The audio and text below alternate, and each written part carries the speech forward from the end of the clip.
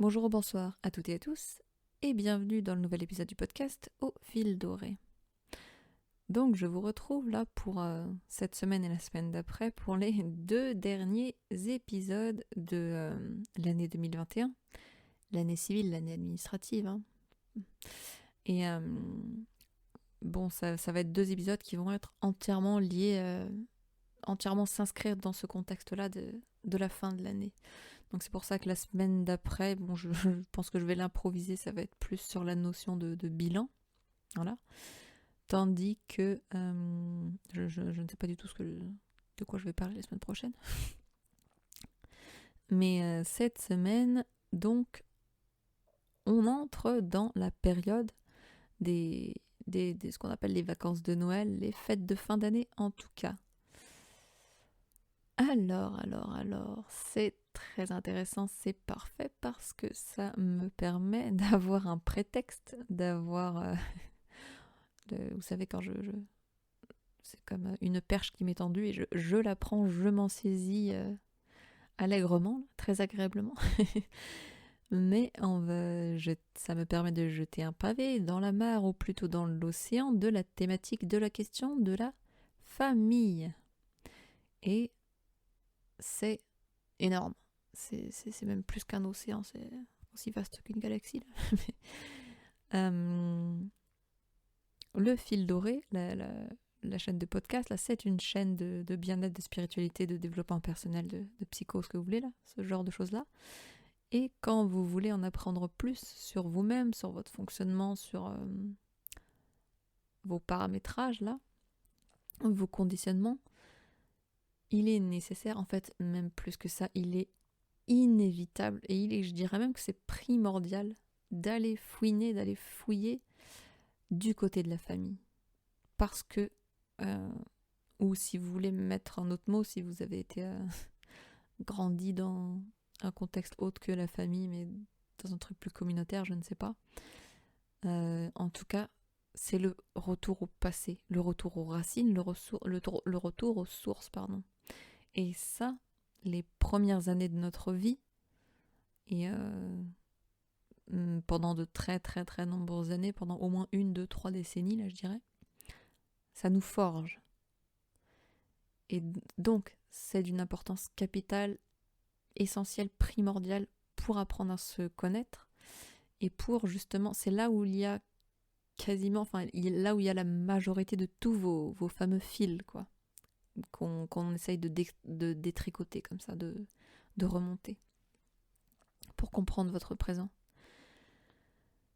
Mais bref, ça m'a fait rire parce que je commençais déjà à préparer cet épisode, à prendre des notes depuis mi-novembre. Et enfin, moi je vous ai dit, hein, depuis le début du podcast, j'ai déjà mon planning jusqu'à au moins février. Après, je ne sais pas pour plus là. Mais bref, dès mi-novembre, je faisais des petites courses en bas de chez moi dans le magasin en vrac bio là. Et ça m'a fait rire parce qu'on n'était que 3 dans ce tout petit magasin, dans cette petite boutique. Donc, il y avait moi, il y avait la gérante et caissière de la boutique, et il y avait une autre cliente, qui sont, je pense, enfin bon, on s'en fout de leur âge, bref, 2 femmes. Et ça me faisait rire parce que, du coup, un mois en avance, plus d'1 mois en avance, l'une d'entre elles était déjà en train de se plaindre en disant « Oh là là là là, mais qu'est-ce qui me saoule ?» En gros, je sais pas, elle devait avoir appelé les autres membres de sa famille et puis elle se plaignait que « Mais ça me retombe toujours dessus, tu vois, c'est toujours moi. » Ils disent toujours... il me semble dans mon souvenir qu'elle disait quelque chose de l'ordre de... Ah, ils disent toujours fais comme tu veux, on s'en fiche. Mais tu vois, en fait, ça veut dire que c'est moi qui dois tout faire.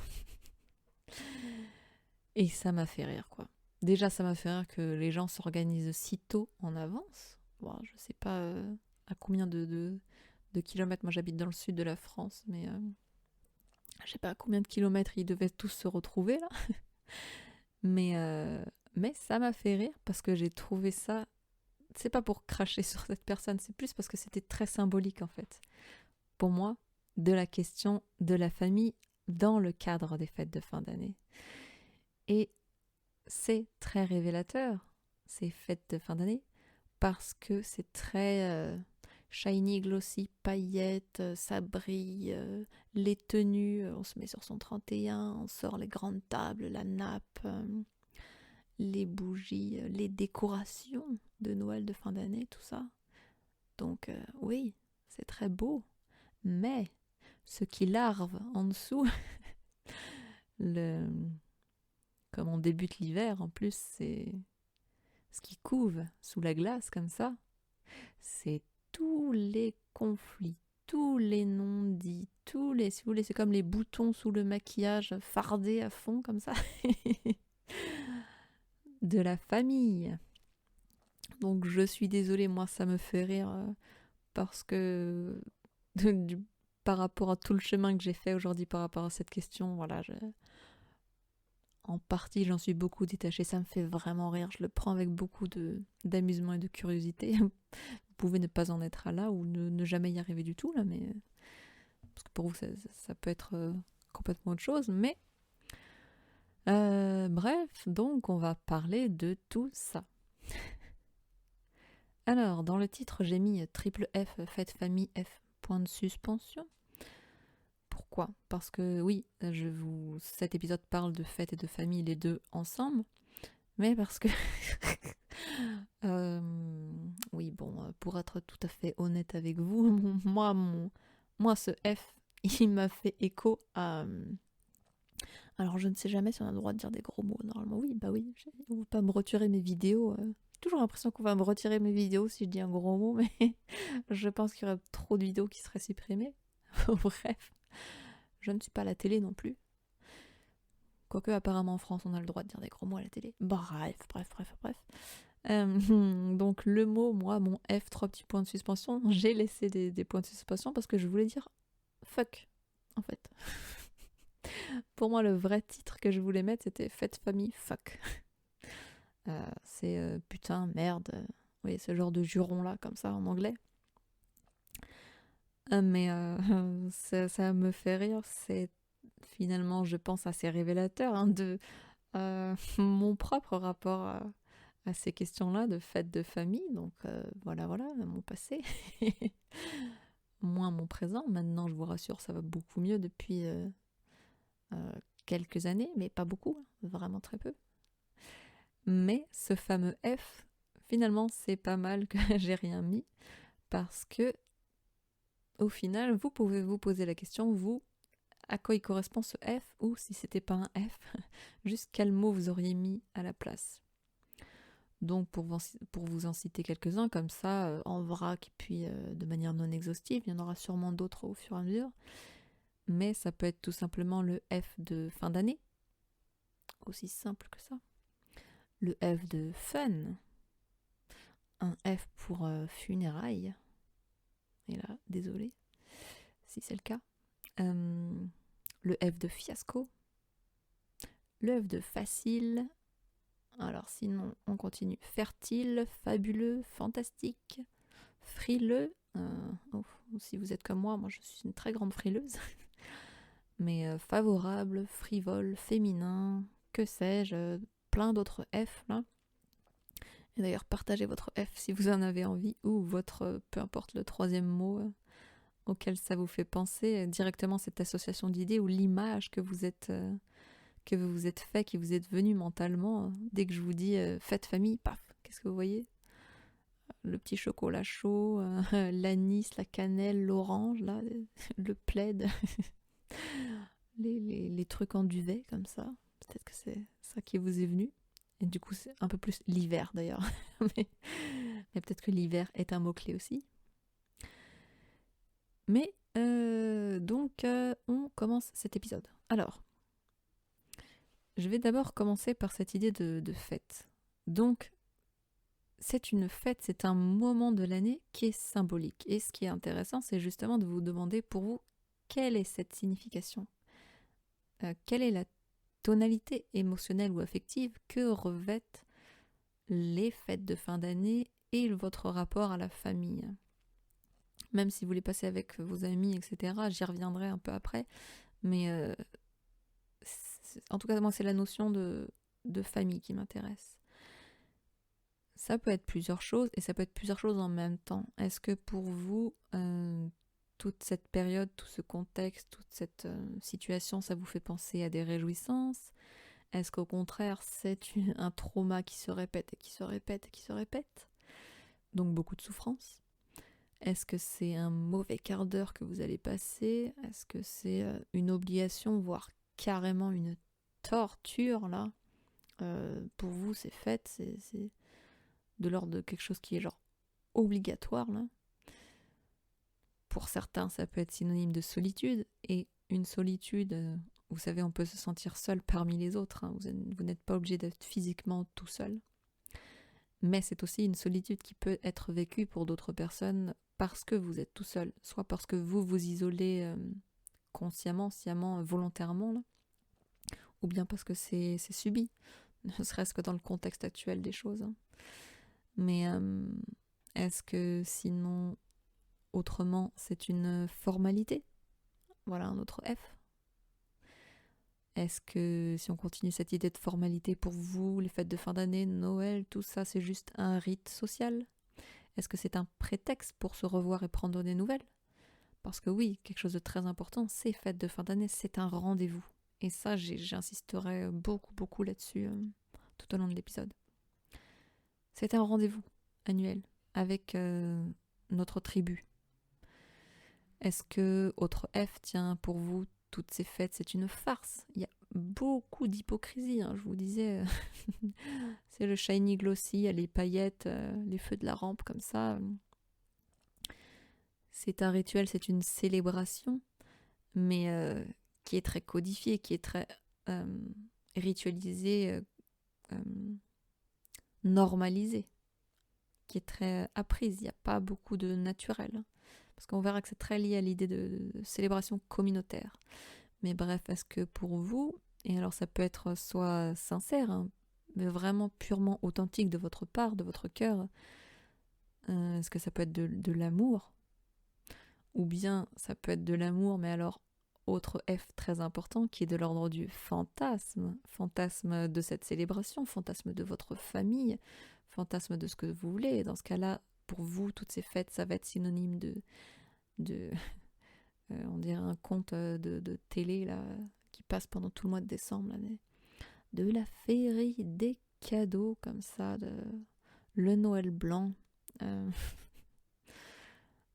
c'est le F de la fiction aussi, pour certains.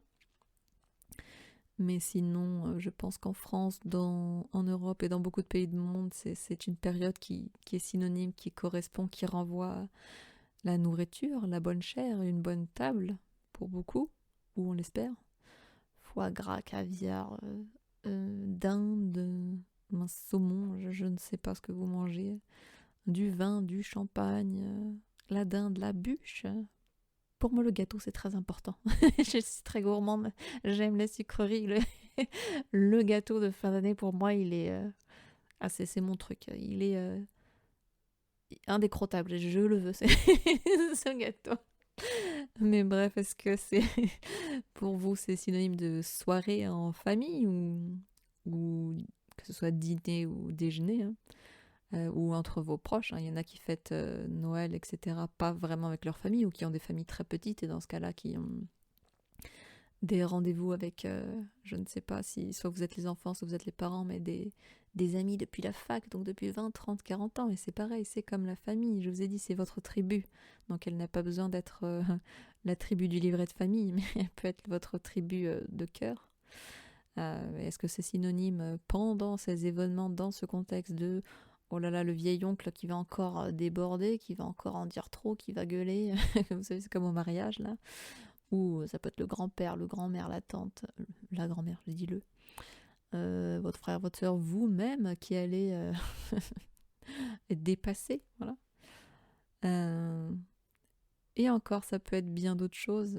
Là, je vous ai juste donné un petit avant-goût, une courte liste comme ça, de ce que ça peut être, ce que ça peut signifier, ce que ça peut ce à quoi ça peut renvoyer pour vous dans votre imaginaire et dans votre passé. Mais en tout cas, dans tous les cas, j'ai envie de dire, c'est que j'ai remarqué que c'est des fêtes, surtout Noël, là, mais on verra que tout à l'heure j'en reparlerai, parfois ça peut être inversé, cette notion de une fête en famille, une fête entre amis, dans certaines cultures. Mais j'ai remarqué qu'il y avait une forte présence, ou en tout cas une grande association avec la figure des grands-parents.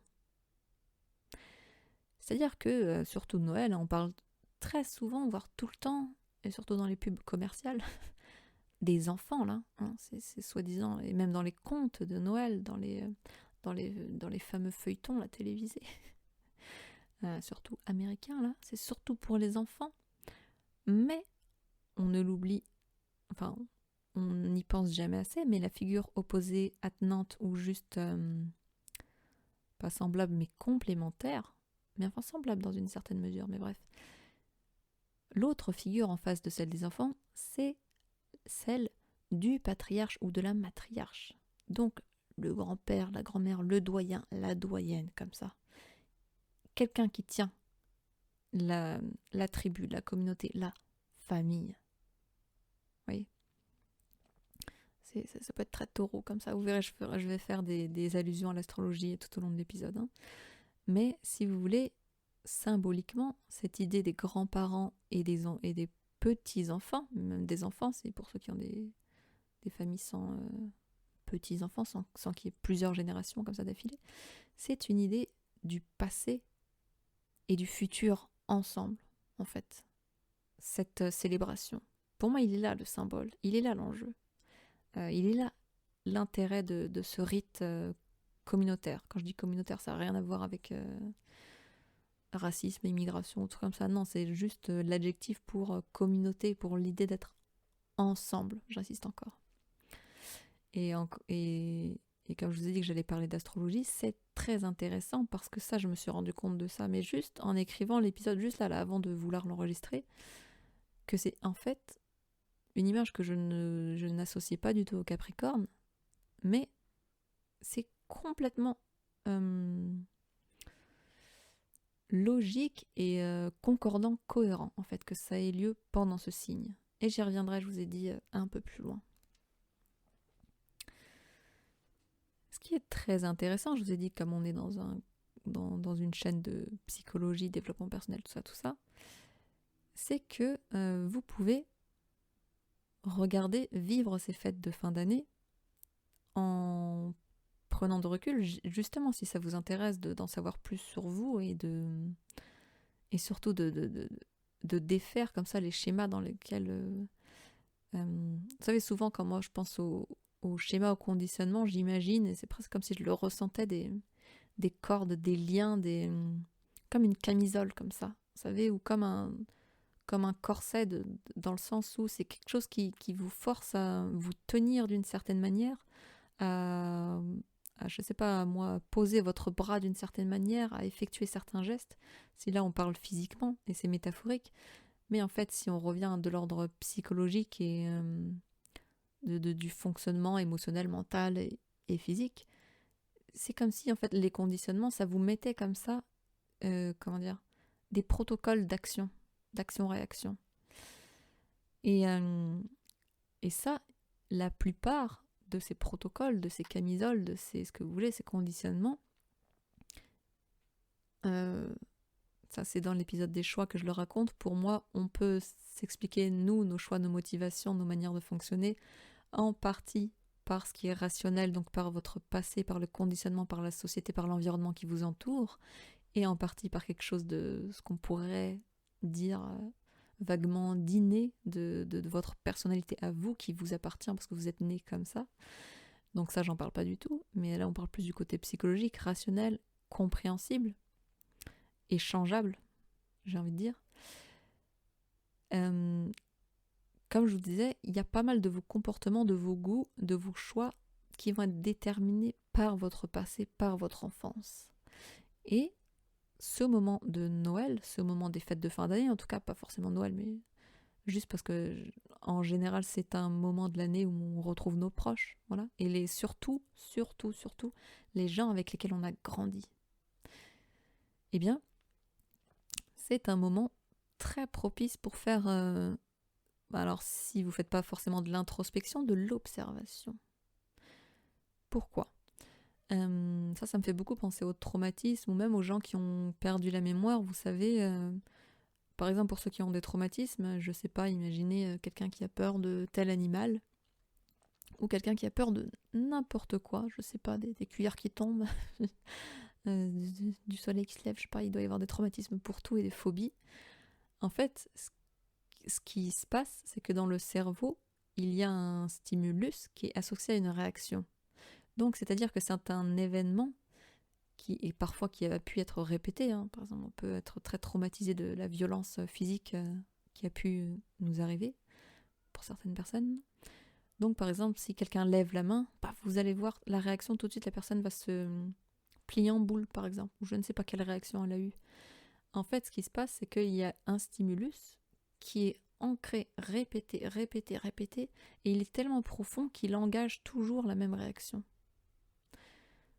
Donc ça, c'est pour le côté un peu négatif. Hein. Ça peut être... en fait, à la positive, c'est... le conditionnement, il marche comme ça. Un stimulus, une réaction. Si je veux le faire de manière très, très schématique, très, très grossière, là. Mais... et par exemple, justement, pour les gens qui ont des problèmes de perte de mémoire, donc ce serait l'inverse, là, ou des gens qui sont dans le déni, qui ont fait des... Comme ça, j'ai une ablation de souvenirs.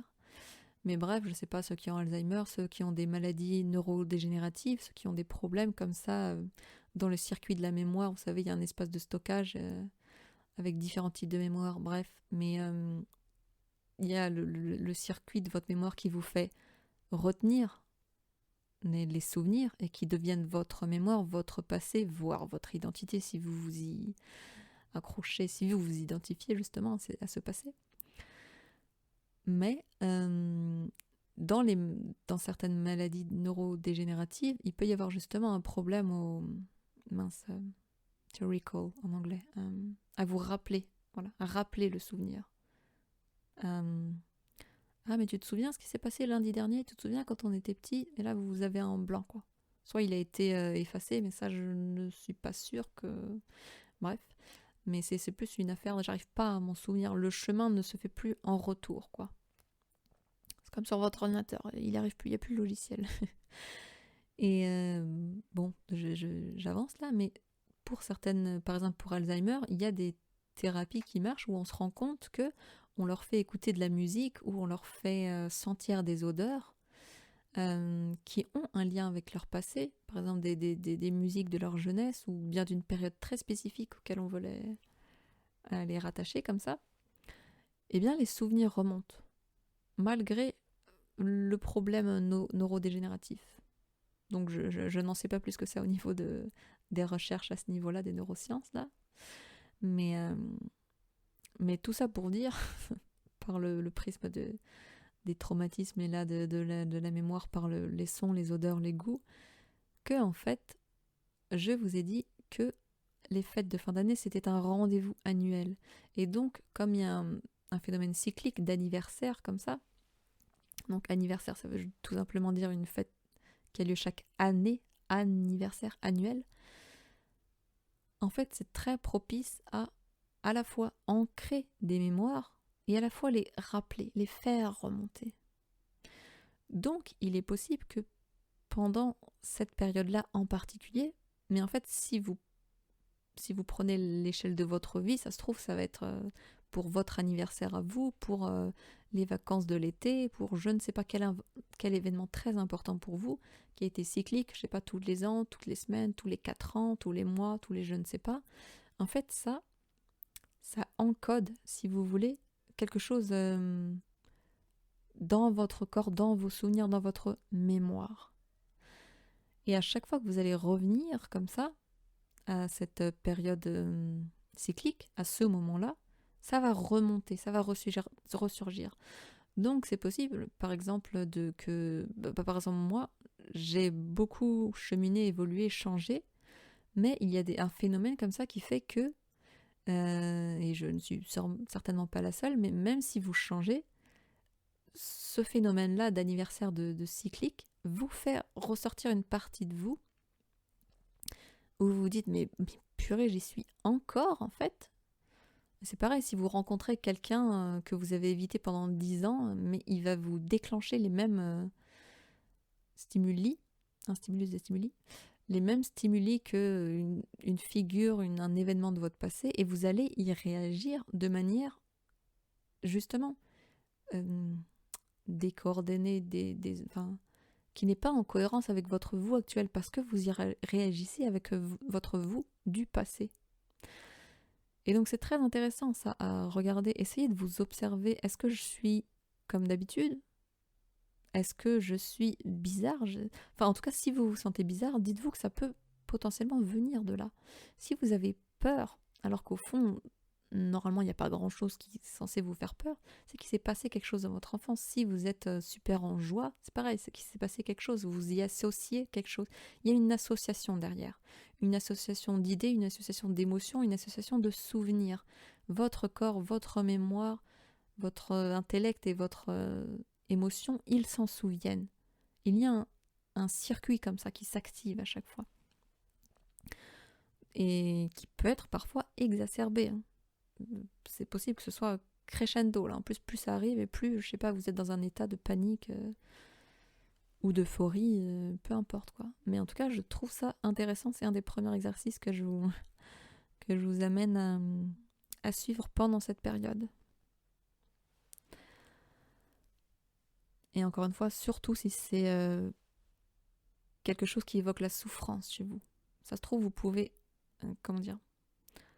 votre passé, votre enfance, votre famille détient des clés pour vous comprendre aujourd'hui. Et en fait, dans les clés de compréhension, il y a à la fois le problème et à la fois la solution. Il y a toujours les deux en même temps. Dans un problème, il y a toujours la solution qui est dedans. Mais bref, pour aller plus loin, un autre exercice ou presque la continuité de ce que je vous propose,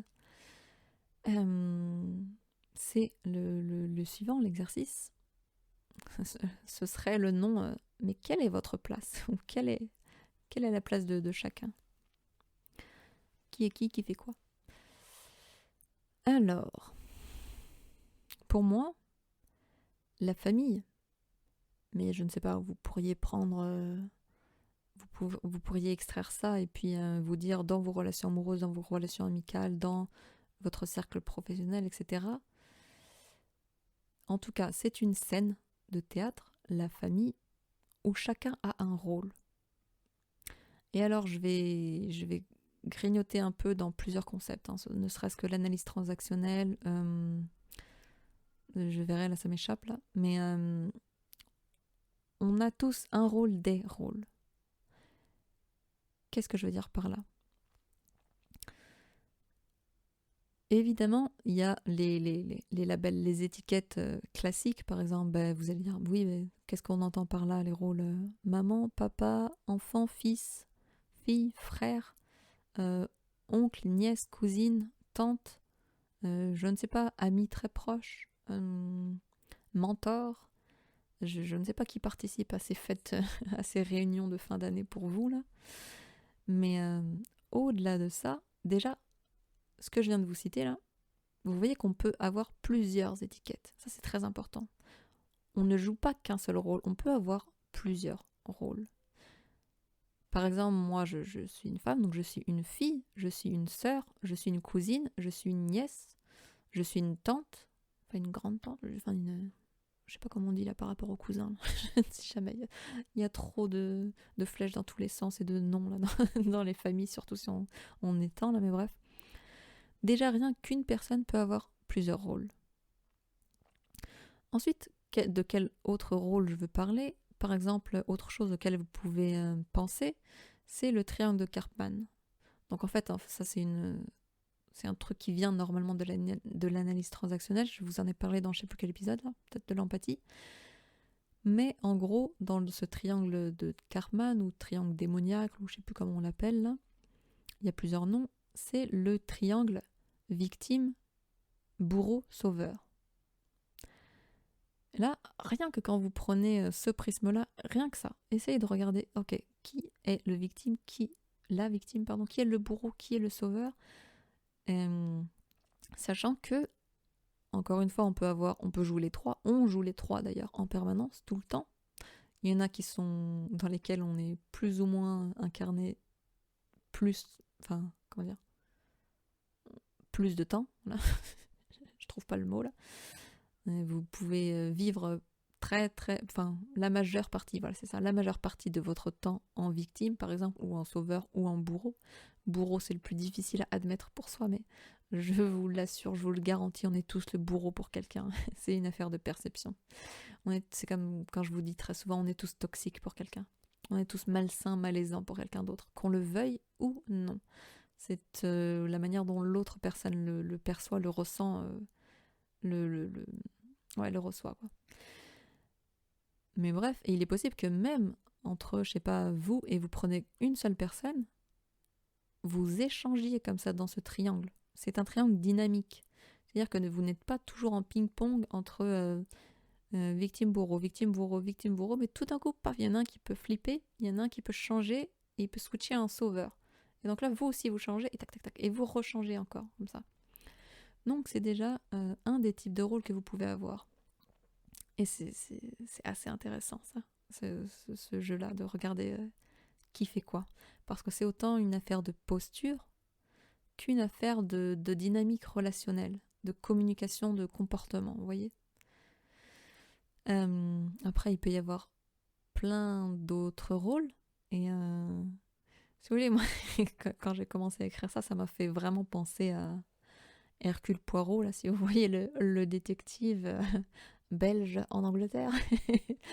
C'est de la fiction, là, mais j'adore l'acteur qui joue Hercule Poirot, c'est génial. Mais bref, c'est écrit par Agatha Christie. Sinon, si vous voulez une autre figure, pensez à Sherlock Holmes, encore que.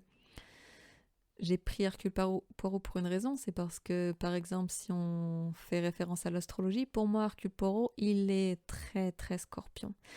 Parce que la manière dont il résout une enquête, et même la manière dont c'est écrit, par l'écrivaine, là, c'est toujours une scène, et ça se passe très, très souvent en famille, si vous regardez, enfin, si vous connaissez un peu. En tout cas, dans la série, je n'ai pas lu les livres, ça se passe très très souvent dans le cadre d'une famille ou des proches, comme ça, de maisons assez isolées, donc de tribus, comme je vous disais, de fratries, là. Et il y a un problème dedans. Et justement, lui, ce qu'il fait, en tout cas moi, la manière dont je le vois, je ne sais pas si c'est comme ça que ça devrait s'expliquer, mais moi, comment je vous propose de le voir, d'y réfléchir, c'est qu'en fait, justement, il se met en recul, avec ses petits yeux perçants, là. Je trouve à la fois très mignon et très perspicace ce rôle qu'il joue. Bref. Mais il observe. Et il observe quoi? Il observe le rôle de chacun. Il observe les dynamiques de chacun. Et en fait, moi, je trouve qu'il essaye de regarder les motivations de chacun secrètes. Et en ça, c'est très scorpionique. Tandis que, par exemple, ce qui serait un peu plus Sherlock Holmes, encore que, je regarde un peu moins, et puis il y a eu tellement d'adaptations. Pour moi, ça ferait plus le règne de l'intellectuel, du rationnel, du petit détail qui fait que, attendez, cette cuillère, elle était à 90 degrés, et puis la fourchette, elle n'était pas exactement comme ça. Oui, c'est vraiment une méthode complètement différente, là. Les deux se valent, enfin, je veux dire, les deux ont leurs avantages, là, et je fais pas du tout une compétition entre les deux, mais bref, c'est bon. Bref, c'est ce qui m'était venu, c'est la figure d'Hercule Poirot. Essayez de jouer ce détective comme ça, de regarder un peu dans votre famille qui est qui fait quoi. Ou bien, si vous voulez, troisième référence, ce sera un peu comme dans ça m'a fait penser au Cluedo, là, il me semble, c'est ça le jeu, là. Où on dit Colonel Moutarde dans la cuisine avec le revolver ou le couteau. Essayez un peu de deviner. Bon, qu'est-ce que vous pouvez essayer de chercher là, outre ces rôles, ces jeux, enfin je veux dire les différents rôles qu'on peut trouver, ce que vous pouvez vous poser comme question, ce que vous pouvez observer pour vous aider là-dedans, dans ce jeu, dans cette enquête, vu que votre famille, les fêtes de fin d'année deviennent le terrain de jeu. Essayez de regarder déjà combien il y a de personnes, quels sont les personnages. Est-ce qu'il y a, par exemple, si on en revient au truc de famille, est-ce qu'il y a que les parents, est-ce qu'il y a que les enfants, que les cousins, est-ce qu'il y a plusieurs générations? Et essayez de regarder la manière dont ils se tiennent, qui parle avec qui ne parle pas, qui est froid, qui se sent bien. Donc ça, c'est plutôt sonder l'état émotionnel des personnes, l'état même physique. Est-ce que cette personne est crispée? Est-ce que cette personne a l'air heureuse d'être là? Voyez. Ensuite, vous pouvez aller regarder mais qui est dans la cuisine? Qui est dans le salon, sur le canapé devant la télé? Qui est dans la voiture en train de réparer des trucs? Qui est dans la chambre, dans la salle de bain en train d'aider à réparer, d'offrir ce service comme ça? Il y avait un problème de tuyauterie ou de, je sais pas, un rideau qui était dysfonctionnel là. Qui fait quoi? Qui arrive tôt? Qui arrive en avance? Qui arrive pour aider à préparer? Ou bien qui arrive juste au milieu quand tout est prêt? Qui arrive juste à la fin? Vraiment à la dernière minute, voir qui a tout raté. Et vous savez, ça me fait très penser, je vous disais tout à l'heure, la figure de matriarche, mais surtout patriarche, parce qu'on est dans la famille. Je pense qu'il y a toujours au moins quelqu'un, ou très souvent quelqu'un qui va vous dire... Alors déjà, il y a l'organisateur, le ou les organisateurs, comme ce que je vous disais au tout début, la gérante du magasin en bas de chez moi. Là. Ah, je suis l'organisatrice, mais qu'est-ce qui me saoule en gros les autres, parce que c'est moi qui dois tout faire, je manque de reconnaissance et d'attention. Voilà, c'est ça en gros ce que ça disait, ce que ça criait. Mais est-ce que... oula, je regarde déjà 36 minutes. Bon, c'est pas grave, je m'en fous, je prends mon temps là pour parler de tout ça, c'est important. Mais est-ce que vous allez avoir, donc oui, le patriarche qui va vous dire « Ah, oui, désolé, j'arrive tard, vous avez tout préparé ». Et là, vous avez, en général, si vous avez cette figure, en face, vous avez la matriarche, ou ça peut être l'inverse, hein, homme ou femme, c'est des archétypes. Hein. La personne qui s'est dévouée, qui était au fourneau, qui a tout préparé, qui a fait en sorte que ce soit très cocooning, très chaleureux, très reposant, très accueillant. Et donc vous avez ce personnage qui arrive, oh, oui, j'ai vraiment travaillé, on est à la fin de l'année, faut tout boucler là, tout boucler les dossiers, donc je suis revenue tard. Et il y a ce sentiment qui transparaît et ce rôle, et en fait il revendique une certaine légitimité dans le rôle de, c'est en anglais le provider, c'est celui qui pourvoit aux besoins, souvent physique, matériel. C'est moi qui ramène l'argent, c'est moi qui ramène la thune, le fric, le flouze, vous savez. Si vous vivez sous mon toit, et si aujourd'hui à la table on a des choses si belles et si bonnes, en gros c'est grâce à moi, quoi. Et bref, vous pouvez avoir plein d'autres rôles. Il peut y avoir le médiateur, parce que s'il y a un médiateur, en général, il y a la figure du belliqueux, du guerrier un peu, parce que c'est très marrant. Moi, je dis marrant. Au fond, moi, ça me saoule. Beaucoup, moi, en famille, c'est un terrain de rivalité. Hein. Je dis, il y a beaucoup de conflits, de tensions cachées hein, derrière, dans la famille, quoi. Il n'y a pas que ça, évidemment. Mais donc, il peut y avoir ceux qui débattent sans fin, mais même pas pour discuter, vraiment juste pour savoir qui a raison ou qui a tort. Et même, moi, je vous dirais même que c'est, si on se réfère à l'analyse transactionnelle, là, c'est juste un scénario, une transaction que les gens jouent, parce que c'est une manière d'entrer en relation avec l'autre. Ils ne savent pas faire autrement, pour certaines personnes, dans certaines familles. Ils ne savent pas discuter juste calmement, même, comment dire, juste, par exemple, de sujets un peu comme on en parle là dans le podcast, quoi, juste de s'intéresser avec curiosité genuine, authentiquement à certains sujets, vous voyez. Non, il faut toujours qu'il y ait une dimension d'orgueil, vous savez, parfois pour Noël dans certaines familles, j'en sais rien, mais il peut y avoir des concours de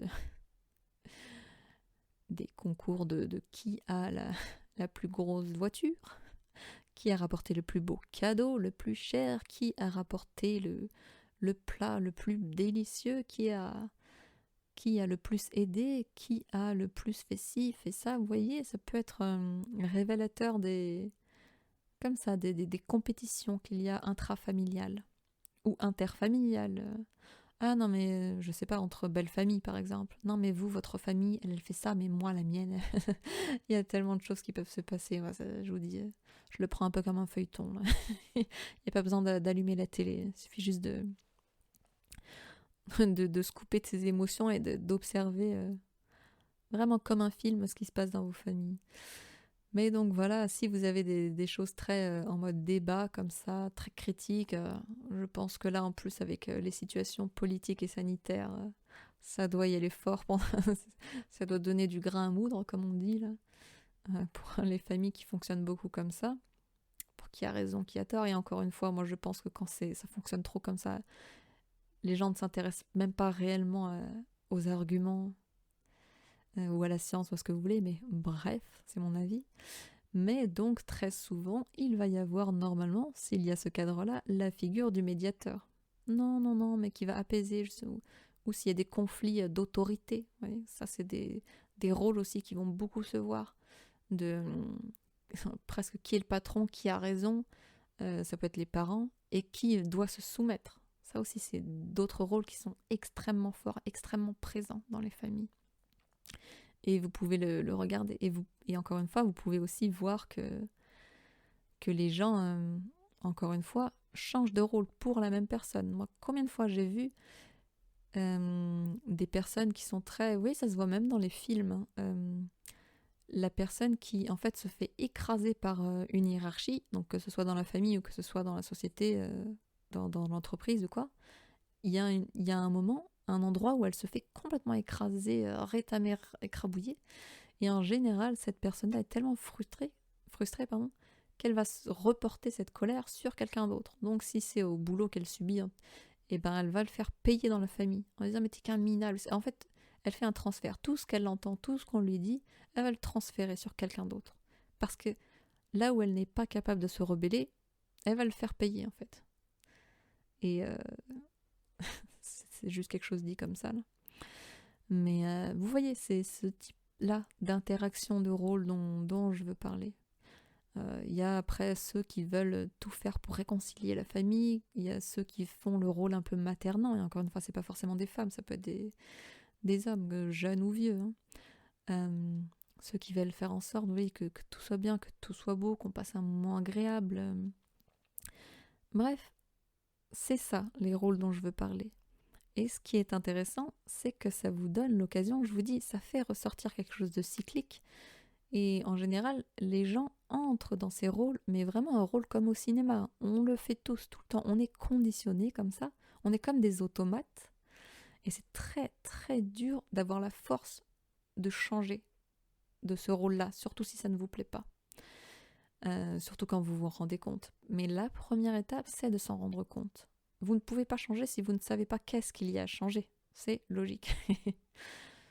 Donc, si jamais vous êtes dans cette démarche-là, dans cette perspective, et que ça vous intéresse, première étape, observez, regardez, prenez-le comme un jeu si ça peut vous aider à vous détacher, parce que c'est beaucoup plus difficile à faire qu'à dire, parce que justement, on est impliqué dedans.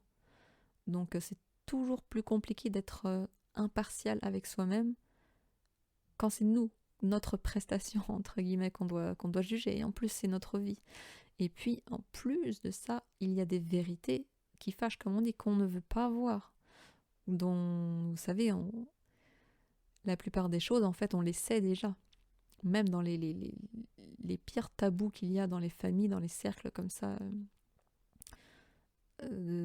d'amis, d'entreprises, de ce que vous voulez.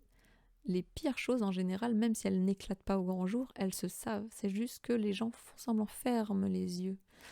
On se crée un Alzheimer. Ah, quoi c'est comme les vieux qui disent, j'ai pas entendu, mais vous chuchotez un truc et ils l'entendent très bien. Donc, il y a une affaire de sélection là-dedans. Mais bref, je continue. Une des choses que vous pouvez voir si vous continuez encore le jeu, c'est que ce qui peut être révélé, comme la lumière UV, là, comme ça, pendant ces fêtes de fin d'année, dans le cadre de votre famille, c'est cette chose si particulière et qui naît dans la sphère familiale, c'est la question des attentes. Qu'est-ce que j'attends de toi? Qu'est-ce qu'on attend de moi? Qu'est-ce que tu attends de nous? Qu'est-ce que nous attendons de toi? Voilà. La vraie question, c'est que est-ce que on place sur vous ou est-ce que vous, mais alors vous, on place tous des attentes? Est-ce que vous placez des attentes réalistes sur les autres? Ou vice-versa, est-ce qu'on place des attentes qui sont réalistes, réalisables sur vous, sur les autres? Sinon, comment s'en rendre compte et comment changer? Après, ça va dépendre de vous, hein, de cette idée-là, de cette dimension réaliste, réalisable, etc. Est-ce que vous en avez envie ou pas? Mais ça, c'est... Alors, dans quoi j'en parlais? Dans quel épisode? Mais bref, peut-être dans des écueils, quelque chose comme ça. Moi, je trouve qu'une des choses les plus sordides, les plus tristes, mais en fait les plus misérables, c'est de l'ordre du dégoût pour moi. Je trouve ça vraiment... comment on dit ça, là? Comme les serpents... c'est hypocrite, c'est malsain. Je veux parler de la question, mais j'ai fait ça parce que je t'aime. Ouh, très très lourd celui-là pour moi. L'hypocrisie, la perfidie, le malsain à son paroxysme là. Et si vous voulez y aller un peu moins dramatiquement, un peu moins trash, vous pouvez lire, je le réfère le livre sur Cessez d'être gentil, soyez vrai. Ça parle de ça, justement, ces attentes qu'on place inconsciemment. Et c'est ce que je disais par exemple dans l'épisode sur les choix. Il est possible que, pour le redire très très brièvement, par exemple, vous ayez compris, vous ayez intégré, que ce soit forcé ou que vous l'ayez fait inconsciemment par vous-même, hein, par votre mécanisme d'enfant, vous ayez compris que, je sais pas, quand vous rameniez une bonne note, vos parents étaient contents. Ou quand vous les faisiez rire, ils étaient plus heureux. Par contre, quand vous cassiez un verre, alors là, la colère était déchaînée. Quand vous portiez un certain type de vêtements, alors vous ne savez pas pourquoi, mais alors ça a réveillé quelque chose chez votre parent et il est mais dans une colère dévastatrice, quoi. Donc vous ne le faites plus. Oui, ça c'est des petites choses comme ça, mais on peut aller plus loin dans les choix, les choix de carrière. Votre famille n'arrête pas de critiquer depuis que vous êtes petit les gens qui sont riches, ou bien les gens qui sont pauvres, ou bien telle communauté ethnique, telle communauté sociale, je ne sais pas, où ils méprisent les femmes, où ils méprisent la sensibilité, où ils adorent la sensibilité, où ils adorent l'art, où ils adorent la cuisine, je ne sais pas. Mais ça forge des conditionnements, et en fait, derrière la question des conditionnements, plus loin, il y a celle des attentes. Et encore une fois, ces attentes, elles peuvent être réalistes, irréalistes, irréalisables. Je sais pas, moi par exemple, quand j'étais petite, mes parents me disaient mais tu feras l'ENA quand j'étais en primaire. L'ENA, c'est quoi? Non, j'ai le droit de choisir, non. Et vous voyez, ce genre de choses-là, c'est qu'en fait, dès tout petit, les parents nous mettent des choses dans la tête. Vous voyez, vous allez à la boulangerie, ah regarde, le monsieur, c'est très bien ce qu'il fait, ou je sais pas, il vous envoie quelque part, il dit ah tu vois, cette personne-là est très gentille, ou ça, non, ne fais absolument pas médecin urgentiste parce que c'est vraiment un truc où tu vas être fatigué toute ta vie, quoi. Donc c'est bien gentil d'être humanitaire, mais pense à toi. Enfin, je vais pas multiplier les exemples. Mais en fait, quand je dis réaliste, irréaliste, c'est pas une question de est-ce que c'est réalisable en tant que tel, en tant que... Je ne sais pas, pour moi, c'est un peu comme la question qui dit si on s'en donne les moyens, on peut tout faire.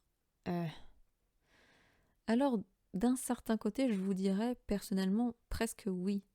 D'un autre côté, je vous dirais non parce que moi, je pense très sincèrement et très fortement que faire ce qu'on aime, et peu importe si c'est jugé par les autres petit ou grand, il y a beaucoup plus de potentiel là-dedans et il y a beaucoup plus de... c'est ce que je raconte à la fin des choix, de faire quelque chose qui vous dépasse vous et de contribuer à plus grand que vous. Je sais pas, même si vous avez le cerveau, les capacités financières en plus, les ressources qui tout pourrait vous dire que vous pourriez être chef d'entreprise, que vous pourriez être l'artiste génial du siècle, etc. Mais en fait, vous n'en avez pas envie. Vous n'en avez pas envie. Vous le pourriez. Oui, oui, vous le pouvez. Ça, c'est vraiment une question, je reviendrai en février là-dessus, parce que pour moi, ça me marque beaucoup, cette question-là. Oui, je peux faire plein de choses. Mais est-ce que je le veux? C'est une question qui est très différente. Et est-ce que je le veux est plus forte que est-ce que je le peux? Donc, si vous continuez dans cette enquête comme ça de rôle, d'attente, vous pouvez essayer de déceler quelles sont les attentes. Alors, elles peuvent être verbalisées, très claires. Au moins, ça, c'est pas admirable, mais au moins ça a le mérite d'être clair, justement. Mais il y a des attentes qui peuvent être vraiment sous couvert d'eux. Et là, elles sont là, les phrases un peu perfides, malsaines de tu serais gentil si... Ah oui, moi je t'aime si... Et en fait, ça, c'est des conditionnements et c'est des attentes. Vous voyez? Donc, enfin bref, comment dire? Ah oui, et je voulais faire une remarque sur l'idée du don. Pour finir sur ce truc d'attente, là, pour moi, les fêtes, c'est très, très symbolique de cette scène de théâtre où la famille se donne l'apparence, ou parfois ne s'en donne pas du tout l'apparence, on se donne justement une mise en scène très misérable, très chaotique, très violente, etc., en pensant qu'on est tous nuls, alors qu'au fond, vous rendez compte qu'il y a un gros cœur qui est sous-jacent, quoi. Bon, c'est pas aussi bateau, ça fait très film, là, ça fait très archétypal, mais il peut y avoir plein de subtilités différentes dans chaque famille. Mais je trouve ça encore une fois intéressant, ces fêtes de fin d'année, parce que c'est symbolique, c'est à l'image de les apparences extérieures qui cachent plein de secrets. Oh là là, si vous saviez la question des secrets familiaux, plein de faux semblants, plein d'hypocrisie, mais pas que. Encore une fois, il y a des familles qui sont aussi tout à fait saines, fonctionnelles, et qui sont, entre guillemets, bien heureuses, bienveillantes, et voilà, tant mieux. Si avant, j'aurais dit je vous envie, mais tant mieux, sincèrement, si c'est ce dans quoi vous avez grandi.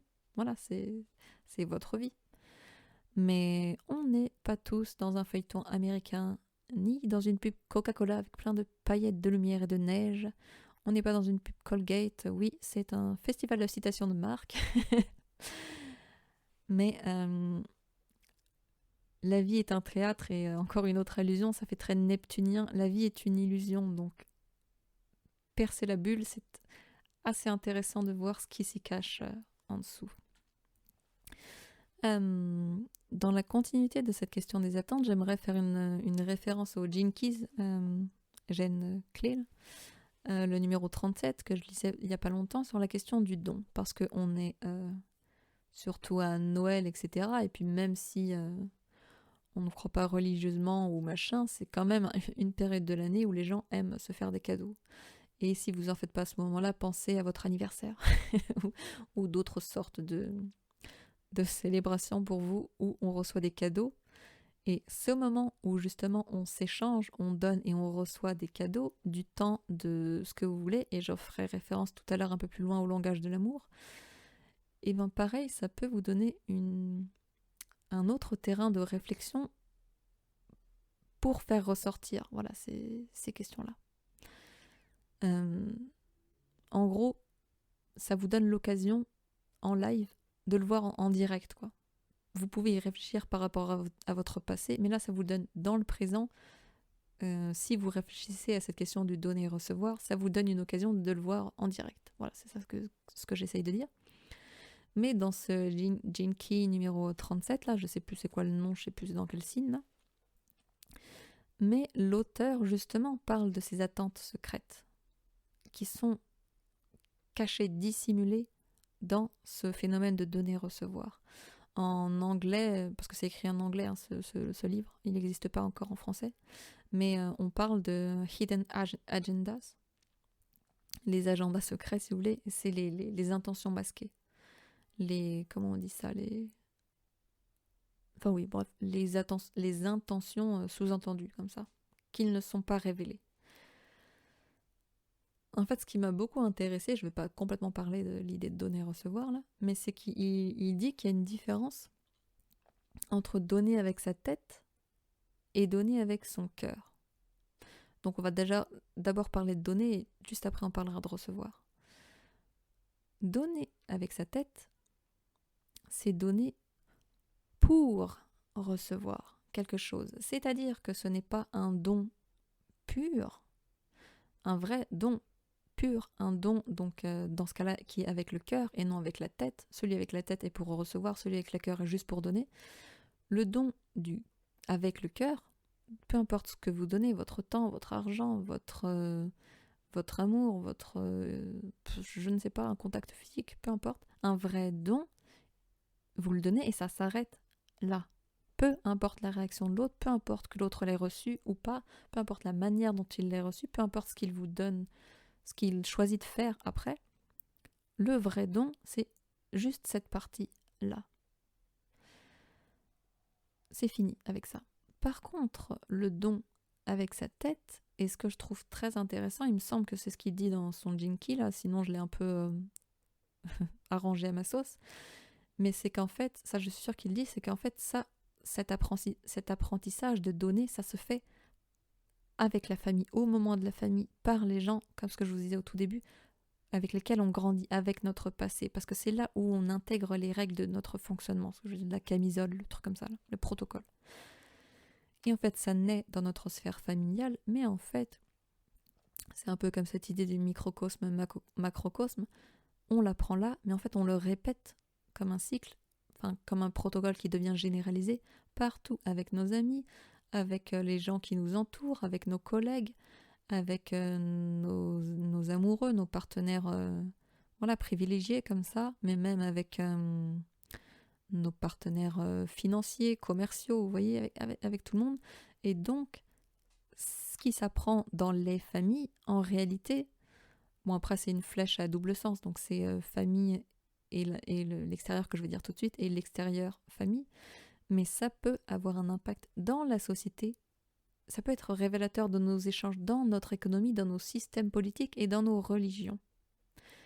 Et donc ce que je venais de dire juste avant, c'est que ce qui se fait en famille va être impactant dans les religions, les systèmes politiques, l'économie, la société, et vice-versa. Ce qu'on nous apprend dans la société, on va le recréer dans notre famille. C'est dans les deux sens, c'est une double influence.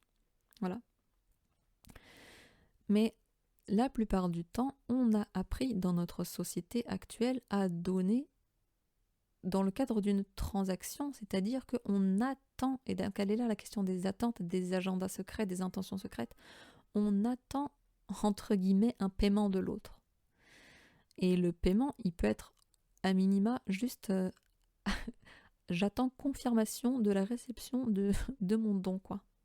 Vous savez, c'est quand les gens disent ah ben merci, c'est fait pour les chiens, ou merci, ça fait jamais de mal, hein. Parce que vous l'avez déjà reçu, vous l'avez déjà entendu, celui-là. Ça, c'était synonyme, c'était symbole de je t'ai donné pour recevoir quelque chose. Et en l'occurrence, le truc du merci, ça peut être juste je voulais recevoir ta considération, ton estime, ton attention, par exemple, ce genre de choses-là. Mais donc, vous voyez, c'est ça. C'est la plupart des échanges qu'on fait, et il vient de là aussi le mot analyse transactionnelle. C'est que les gens attendent des choses de vous. Et c'est comme ce que je vous disais tout à l'heure, les parents qui sont censés être le symbole de l'amour inconditionnel, en réalité, sont tout l'inverse. Ils sont purement, et très très souvent, en tout cas, pas dans toutes les familles, il y a des familles qui le font de manière, le don du cœur, là, qui éduquent leurs enfants de manière très pure, dans le sens un vrai don. Mais il y a beaucoup, beaucoup, beaucoup de parents de tous les milieux sociaux, de toutes les catégories socio-professionnels, de tous les horizons géographiques, ethniques, ce que vous voulez, qui éduquent leurs enfants de manière terrible, c'est-à-dire que, pour moi, je vous l'ai dit juste avant, une des pires choses pour moi, c'est presque de l'ordre de la trahison, là, mais ça me débecte, c'est le truc de sous couvert d'amour, je le fais parce que je t'aime. Et là, ça peut prendre plein de visages différents. Je vous ai dit encore, ça peut être ah oui, tu fais ce que tu veux dans la vie. Oui, oui, je t'aime, je te soutiens. Oui, tu veux faire ça, vas-y. Et vous, en tant qu'enfant, par exemple, parce que je parle surtout de la relation parent-enfant, vous, eh ben, vous avez réfléchi un petit peu. Vous dites ah oui, ah ok, je veux faire de la danse. Ou je veux faire, mais je ne sais pas, moi, je veux faire ce sport, je veux faire ce truc. Moi, quand je serai grand, je veux faire ça. Et tout d'un coup, vous vous rendez compte que le parent est là. Mais quoi? Mais quoi? Attends. Oui, oui, ok, non mais je t'avais dit que tu pouvais choisir ce que tu veux, mais pas ça, quoi. Pas ça, plutôt ça. Et donc voilà, elle est là, l'attente secrète, mais elle est là, l'attente masquée, sous couvert de je t'aime, fais ce que tu veux, mais en fait, non, je ne t'aime pas quand tu fais ça. Et il est là le truc du conditionnement, et ce que je vous disais tout à l'heure inconsciemment quand vous êtes enfant. Ah, mais il ne m'aime pas si je fais ça, donc je ne peux pas faire ça. Donc si je fais ça, je ne suis pas aimée, je ne vais pas être aimée ni désirée, ni j'aurai plus de place dans cette famille. Et je peux peut-être aller plus loin inconsciemment sur ce que les enfants peuvent se dire. Dans ce cas-là, je vais être peut-être bannie, honnie de ma famille, où on va plus me donner à manger, on va plus m'aimer, je ne sais pas tout ce que l'imagination d'un enfant peut se dire inconsciemment. Mais vous voyez, ce qui se passe, c'est que cet enfant qui sera devenu adulte plus tard et qui sera peut-être devenu parent à son tour, va se dire ouh, il vaut mieux pas que je fasse ça, quoi. Et comme je vous disais tout à l'heure de la personne écrasée dans un domaine qui va le faire baver, le reporter, se venger sur un autre, et ben il est possible que si enfant vous ayez vécu cet interdit, cette frustration comme ça, vous le fassiez payer comme ça sur quelqu'un d'autre. Ou que en fait vous comprenez pas pourquoi votre parent est comme ça, mais ça se trouve c'est ce qui s'est passé aussi pour lui, pour ce parent. Ou pour un membre de n'importe quelle personne de votre fratrie, de votre tribu là. Donc c'est terrible pour moi, c'est un des pires fléaux dans la famille, ce truc du je le fais parce que je t'aime, voilà quoi. Non, tu le fais parce que tu as envie de le faire pour toi. Et c'est très lié aussi à la question, bon, ce serait quelque chose dont j'ai pas du tout envie de parler parce que ce serait trop immense là, la question de l'amour, de l'acceptation de l'autre, du soutien de l'autre. Et je pense que j'en ferai un épisode. Oui, je pense que ça peut être une bonne idée. Tiens, je vais l'ajouter à mon, mon petit planning. Mais bref, ça parle aussi tout simplement de la question de la parentalité, de l'éducation. C'est aussi quelque chose que j'ai envie d'aborder parce qu'en plus de ça, dans ma vie personnelle, je vois beaucoup de naissances autour de moi. Là, puis je pense que on va peut-être parler une fois comme le baby boom du bébé Covid, là. Covid boom, je ne sais pas. J'ai l'impression qu'il y a plus de naissances, mais moi en tout cas c'est les gens autour de moi, on est dans un âge où c'est normal, là, mais bref, voilà, c'était une petite remarque comme ça. Mais essayez de regarder justement ce que ça peut faire ressortir chez vous, de votre côté, ou de la manière dont c'est fait dans votre famille sur la question de donner. L'autre versant, et là je vais vous dire quelque chose de très important, il me semble que je l'ai dit dans l'épisode sur les choix, tout dans la vie est une pièce au moins à double face. Vous ne pouvez pas travailler votre question de donner si vous ne travaillez pas la question du recevoir. Après, il est possible que chez vous, donner c'est facile, recevoir c'est plus dur. Ou l'inverse, recevoir c'est catastrophique. Non, attendez, recevoir c'est ok, mais donner, ça vous fait mal, quoi. Et il y en a qui vont être équilibrés dans les deux. Pour eux, chapeau, bravo, tant mieux. C'est bien, sincèrement. Mais c'est ce que je vous disais, c'est que quand je dis une pièce dans la vie, on est obligé de travailler les deux côtés, c'est pareil pour, par exemple, le jugement de l'autre. Vous ne pouvez pas accepter que les critiques, entre guillemets, positives, donc qui vous soutiennent, qui vous supportent, qui vont dans votre sens, et détester, recevoir ce qui ne va pas dans votre sens. Ça ne marche pas, ça ne marchera pas. Ou l'inverse, hein, n'acceptez que les critiques et refusez les compliments, quoi. Oui, vous multipliez ça avec tout dans la vie. Accepter, échanger, faire ce que vous voulez, là. Comme ce que je racontais sur le plancton ou le contrôlant. Le but, c'est d'aller dans les deux. Dans l'épisode sur les choix, là. Si vous voulez savoir pourquoi je parle de plancton. Mais, donc, la question de recevoir est le pendant de la question de donner. Je pense que cet épisode va faire 1h30. Je ne veux pas le couper, parce que sinon, voilà. Mais je vais... Oh là là, ça va être long. Est-ce que je le coupe?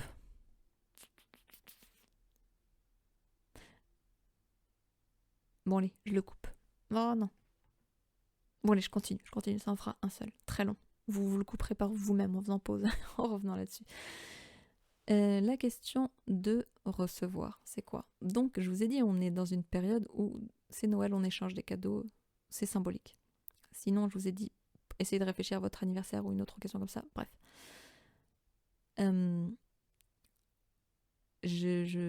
La question de recevoir, comme la question de donner avec le cœur, la question de recevoir, en fait,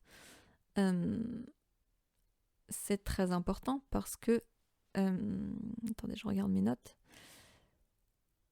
Imaginez par exemple avec quelque chose, on va prendre un exemple, l'argent.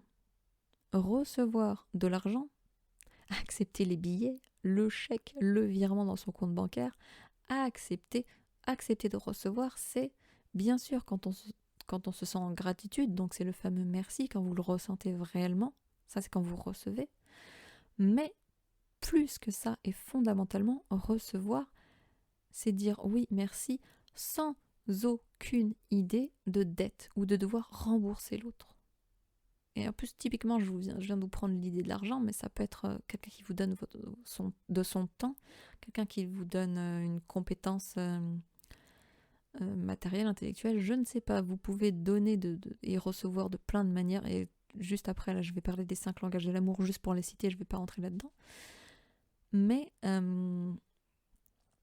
être capable de recevoir, c'est être capable de dire merci et de ne pas se sentir redevable. Et si vous voulez, je ferai des épisodes là-dessus parce que moi, c'est une question qui, dans ma vie, c'est quelque chose de très problématique. Pour moi, c'est normal d'être en hémorragie, de donner, de donner, de donner. Ça me paraît naturel, presque inévitable. C'est un mot qui peut paraître bizarre, mais pour moi, c'est naturel en fait. J'ai l'impression que ça fait partie de ma nature, donner, donner, donner. Par contre, recevoir, c'est très étrange. Pour moi, c'est un vrai apprentissage, quoi. Mais bref, comme je vous dis, donner sans rien attendre en retour, recevoir sans rien devoir faire en retour aussi, c'est très important. L'un ne va pas sans l'autre. Et ça a l'air facile comme ça, intellectuellement.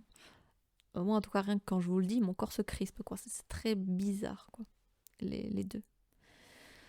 Et ouais, ce que je voulais vous dire rapidement sur... Non, j'y viendrai après le... Attendez. Non, oui, si, je le dis là.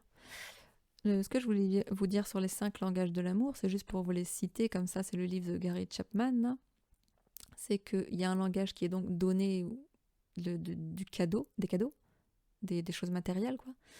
Un autre où ça va être passer du temps de qualité. Un autre où ça va être... comment ça s'appelle? Le contact physique, donc embrasser, prendre dans les bras, des choses comme ça. Un autre où ça va être rendre service. Donc ce que je vous disais tout à l'heure, la personne qui va aller dans la salle de bain réparer un peu les mécaniques, comme ça, les mécanismes. Et le dernier, et ça, moi je vous l'avoue, je vous le partage, ça doit être mon langage privilégié à moi, c'est comment il dit ça? Les mots, les langages d'affirmation. Ça va être tout le soutien, toute la présence, ça va être autant l'écoute que la parole avec les mots. Vous savez, c'est les gens où vous savez que vous pouvez aller vers eux, ils vont vous prêter une oreille attentive et en plus ils vont vous dire des mots qui vont vous toucher comme ça. Sans faire un discours de 3 plombs, mais peut-être juste un petit mot comme ça, et vous savez que c'est ça. Ça, c'est un langage de l'amour. Et je trouvais ça intéressant parce qu'au début, je me disais, tiens, c'est marrant parce que sociétalement, avec cette idée de fête commerciale, là, Noël, fête des grands-mères, des grands-pères, tout ce que vous voulez, fête de la terre, là, on nous apprend un peu à célébrer l'autre ou quelque chose à travers, j'ai l'impression, surtout, cette idée le langage de je te donne quelque chose et reçois. Et c'est peut-être pour ça aussi que les gens ont du mal avec recevoir. C'est peut-être parce que justement ça ne fait pas partie de leur langage de l'amour, vous voyez. Et l'autre langage, en tout cas pour Noël, c'est très passer du temps de qualité ensemble, quoi. Mais après, ce serait intéressant de vous demander quel est le langage de votre famille, pas forcément le vôtre, mais peut-être que dans votre famille, vous échangez beaucoup de cadeaux, ou peut-être que pas du tout, vous aimez juste passer du temps de qualité, ou peut-être que vous aimez justement dire des mots qui rassurent pour l'autre, ou le dernier, c'est rendre service. Vous voyez, ça c'est intéressant aussi. Il y a plein de choses qu'on peut faire émerger comme ça. Et enfin, dernière chose que je voudrais aborder, je vais essayer de faire rapidement, c'est que c'est la saison, enfin, les fêtes de fin d'année prennent part dans ce qu'on appelle la saison du Capricorne, c'est-à-dire que le soleil est en Capricorne. Là. Donc ça veut dire qu'en gros, les gens qui sont nés à cette période de l'année vont dire « Ah, moi je suis Capricorne, le soleil est dans ce signe. » Bon. Au début, je faisais pas le lien parce que je comprenais pas. Je me disais, c'est marrant que ça tombe là en Capricorne. Je me dis, mais quel est le rapport avec les fêtes de fin d'année? Et en fait, je l'ai compris vraiment juste avant de me mettre à enregistrer l'épisode, avec mes dernières notes. C'est qu'en fait, c'est l'inverse, c'est tout à fait logique. Et vous allez voir, c'est très représentatif. Le signe du Capricorne en astrologie, c'est quoi? En partie, hein. C'est les règles, les structures, la société, la communauté. C'est pour ça que c'est un signe qui est très associé notamment à l'idée de la politique, de l'administration, des règles comme ça. C'est aussi... Alors, la famille, normalement, c'est plus le Cancer, mais en fait, le signe qui est en face, donc on parle d'axe. Quand il y a deux signes qui se font face, pardon. C'est l'axe de la famille. Mais en tout cas, le signe du Capricorne, c'est le signe de ensemble, mais à l'échelle de la société. En plus de ça, le Capricorne, c'est le signe de l'ambition personnelle, de la réalisation. Donc c'est aussi souvent un autre archétype que celui du politicien, ça va être celui du chef d'entreprise, par exemple, ou de l'auto-entrepreneur. C'est un projet qui va être concret, solide, pérenne dans le temps. Le Capricorne, archétypalement, n'est pas un signe qui va s'engager, c'est le signe de l'engagement. Donc ce n'est pas un signe qui va démarrer un projet, parce que c'est un signe aussi cardinal, juste comme ça, pour le fun, pour le plaisir. Non, c'est un signe qui ne s'engagera réellement qu'en ayant réfléchi aux effets sur le long terme. Et c'est un signe de terre, c'est un signe féminin. Mais bref, on est dans l'axe, je vous dis, en fait depuis tout à l'heure, c'est pour ça que je vous parle de communauté, d'être ensemble, et je vous parle de rite. Et c'est très intéressant parce qu'en face, on a le signe du Cancer. Et le signe du Cancer, c'est aussi la famille, mais c'est un signe d'eau. C'est un signe de... Les deux, le Capricorne et le Cancer, sont un signe de responsabilité, mais le Cancer, c'est personnel pour lui, et c'est dans sa famille, dans le sens le foyer, c'est très intériorisé, si vous voulez, tandis que le Capricorne, c'est une responsabilité de vous en tant qu'individu, mais de vous par rapport à la collectivité, par rapport à nous. Et vous voyez, je trouve ça très intéressant en fait que ces fêtes de Noël se passent dans ce signe du Capricorne. En fait, je vous ai dit plusieurs fois, c'est une célébration, c'est un rituel, c'est un rite social, c'est un moment où on célèbre. Et en fait, les rites, les rituels, il y a toujours une dimension comme ça, à la fois répétitive, à la fois ordonnée, enfin il y a des règles, vous voyez, il y a des lois. La loi aussi, on peut la retrouver dans le signe du Capricorne, peut-être pour moi un peu plus en Sagittaire, mais bon. Mais c'est, si vous voulez, comme un contrat social où on recélèbre le pourquoi on est nous, d'où l'importance de la figure de la matriarche ou du patriarche. Et ça, c'est très capricornien, cette figure-là, de l'ancien, du doyen qui maintient comme ça l'intégrité, l'unité. Par exemple, attendez, avant que j'oublie, là, il y a deux remarques que je veux faire. Il y en a une, c'est ce qui est très marrant, c'est que, en fait, par rapport à cet axe Capricorne-Cancer, c'est comme si le Cancer, c'était très intérieur, un cercle qui va vers l'intérieur, vers le nous, vers le moi-je, mais d'une sphère très intime, le foyer, vous voyez, à huis clos, comme ça. Et le Capricorne, c'est un peu l'inverse, c'est une sphère, une spirale qui va vers l'extérieur, en grandissant, vers la communauté, vers... je vous ai dit tribu, mais tribu, ça peut avoir une échelle plus ou moins grande selon les personnes, vous voyez. Ça peut être votre tribu, votre famille, il y en a qui vont être... et c'est pour ça que c'est un axe très... bon, on peut le retrouver un peu dans le taureau aussi, là, mais c'est très lié au chauvinisme aussi, c'est-à-dire que moi, mon peuple, ma tribu, ma famille, pour certains, ma famille, c'est mon peuple. Donc, pour certains, ma famille, c'est l'humanité, donc ça, ce serait très Verseau, le signe d'après. Mais en tout cas, dans cet axe Verseau-Capricorne, il y a aussi beaucoup une idée de nous versus vous. Chez nous, on fait comme ça. Chez eux, je m'en fous. Vous voyez, d'où le chauvinisme et d'où le protectionnisme, paternalisme aussi. Je me perds dans mes mots, le concept. Mais vous voyez cette idée, je protège quelque chose comme ça. Et c'est ça où je vous ai dit tout à l'heure l'idée du patriarche qui ramène l'argent comme ça. Ça, c'est très, très Capricorne. Tandis que Cancer, je parle d'archétype encore une fois. L'archétype Cancer, c'est la mère qui nourrit, qui va faire en sorte que le foyer soit chaleureux, apaisant comme ça. Bref, dans les deux cas, c'est une responsabilité, mais d'un côté Cancer, c'est une responsabilité un peu plus émotionnelle, donc on peut retrouver le côté l'enfance comme ça, qu'on retrouve dans les fêtes de Noël, dans les fêtes de fin d'année. Mais ce qui est très intéressant, c'est que la période du Cancer, elle est en été, et j'y reviens juste après. Mais en tout cas, dans le Capricorne, sa responsabilité à lui, elle va être, lui pour le coup, plus presque civile, morale, légale, et un peu plus, je dirais, comment on dit ça, matérielle, financière. Vous voyez, c'est comme deux responsabilités comme ça, archétypales, encore une fois. Et je trouve ça très intéressant. Et la dernière chose que je voulais dire par rapport au truc du Cancer, c'est que c'est marrant parce que c'est l'été. Et en fait, les deux sont liés à une fête, à une célébration. Les fêtes de fin d'année pour Noël, pour le Capricorne. Et l'été, en tout cas pour nous, dans nos pays occidentaux, les grandes vacances, c'est en juin, juillet, août, là.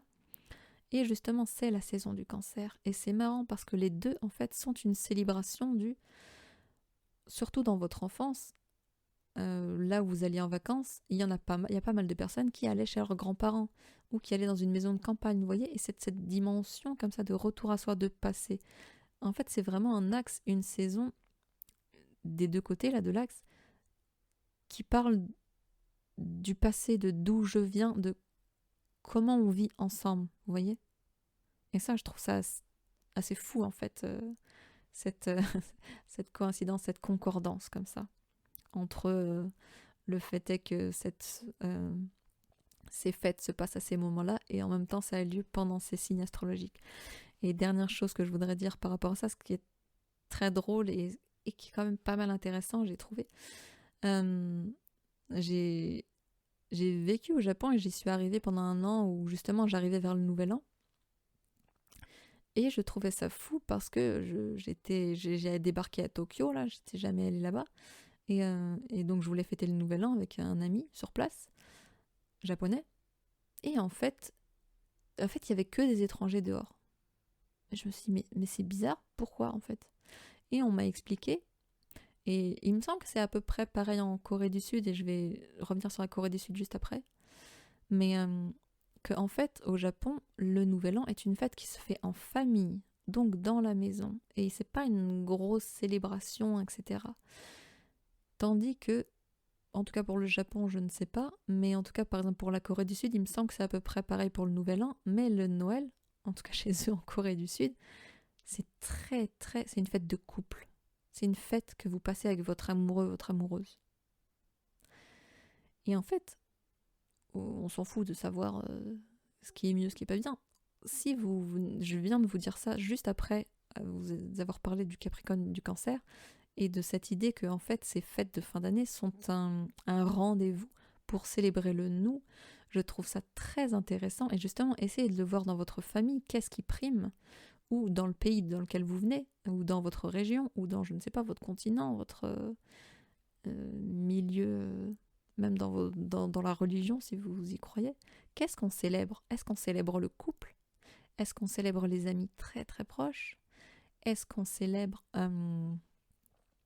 la famille comme ça, de sang? Et quand? Et pourquoi on a deux fêtes comme ça? En fait, je trouve ça très marrant qu'il y ait deux fêtes et qu'ils soient très proches et qu'elles se soient à un moment où justement c'est une fin d'année, donc une grosse fin de cycle, fin pour en démarrer un nouveau. Et ben, je trouve ça marrant, très intéressant en tout cas, de se demander avec qui on fête quoi. Et en plus de ça, de voir les attentes, les machins, là, mais...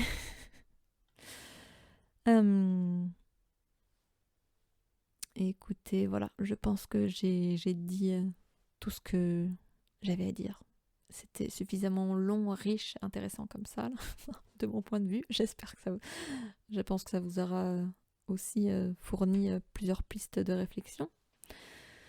Mais écoutez, quelle que soit votre situation, que vous soyez en famille avec vos proches pas de sang, là, qui sont en dehors de votre livret de famille, que vous soyez tout seul, que ce soit subi ou pas, je suis désolée, je vous apporte tout mon soutien si vous en souffrez d'une manière ou d'une autre, quelle que soit votre situation.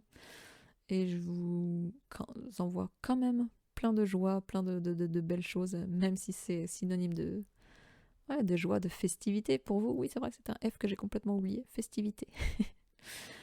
Mais dans tous les cas, je vous souhaite de kiffer cette période, de prendre soin de votre rapport aux fêtes de fin d'année. Peut-être que justement, si ça fait émerger comme ça, c'est comme une résurgence de quelque chose qui est passé, mais qui vous dit j'y suis encore, dans tous les cas, je vous souhaite de bien vous porter, de prendre mais vraiment soin de vous, parce que c'est un rapport en nous, mais je pense que c'est très important aussi de se recalibrer avec soi-même.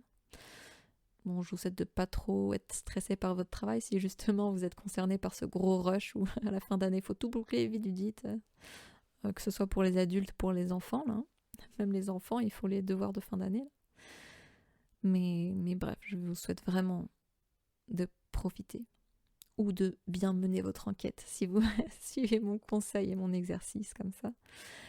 Et écoutez, si vous voulez me faire un cadeau à moi, je vous ai dit que c'est dur d'accepter, mais et donc c'est marrant. Pour moi, c'est un exercice à chaque fois dans mes épisodes de vous demander, de vous inviter comme ça, à liker, partager. D'ailleurs, je viens de comprendre que la cloche, comme finalement je sors mes épisodes de manière assez aléatoire, si ça vous intéresse de me suivre régulièrement, la cloche en fait elle vous tient informé au moment où ça sort. Bref. Mais si vous voulez me faire un cadeau, que je vais essayer d'accepter, que j'accepterai volontiers en tout cas, vous pouvez, si vous avez envie, si vous aimez, si vous pensez que ça peut intéresser, en parler à des gens autour de vous, justement, pendant ces fêtes de fin d'année. Donc, à des gens avec qui, normalement, vous n'en parleriez pas comme ça, a priori. Donc, peut-être que ça peut en intéresser plus d'un, ou au moins un ou une. En tout cas, je vous en serais, sérieusement, sincèrement reconnaissante, mais pas redevable. Voilà, ça c'est mon exercice à moi, par rapport à ce qu'on disait plus haut. Mais en gros, ça me ferait plaisir. Et moi, mon cadeau, mon engagement de toute manière, je vais essayer, parce que là j'ai pris un peu de retard, mais je vais rusher et je vais essayer de vous donner quand même les 7 autres signes astrologiques qui manquent. Donc de faire de Vierge à Poisson avant le 31 décembre. Voilà. Merci à vous, merci pour votre écoute. Passez de bonnes fêtes de fin d'année et je vous retrouve bientôt pour un épisode du podcast Au fil doré. Merci.